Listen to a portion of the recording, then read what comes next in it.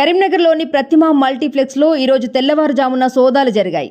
పోలీసులు జరిపినటువంటి సోదాలో సుమారు 6,65,00,000 నగదు స్వాధీనం చేసుకున్నారు. ఈ ప్రతిమా మల్టీప్లెక్స్ బీఆర్ఎస్ ఎంపీ అభ్యర్థి వినోద్ కుమార్ బంధువులకు చెందినది కాగా, ఈ మధ్య బీఆర్ఎస్ అధ్యక్షుడు కేసీఆర్ వినోద్ కుమార్ని కరీంనగర్ లోక్సభ నియోజకవర్గం నుండి పోటీ చేస్తారని వారం క్రితమే ప్రకటించారు. ఇక్కడ ప్రతిమా మల్టీప్లెక్స్లో యాక్చువల్లీ అన్అకౌంటెడ్ అమౌంట్ ఇక్కడ ఉన్నదనే సమాచారం మేరకు మేము వచ్చి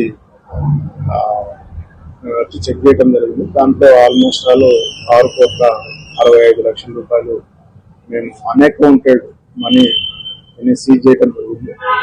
అది మేము ఇమీడియట్ గా ఈరోజు కోర్టులో డిపాజిట్ చేస్తాం. వాళ్ళు ఎలా వచ్చింది ఏందనేది అకౌంట్ చేసి వాళ్ళు కోర్టు ద్వారా దాన్ని రిలీజ్ చేసే అవకాశం ఉంటుంది. దాన్ని ఏ రకంగా వచ్చింది ఏందనేది విచారణ జరుగుతుంది.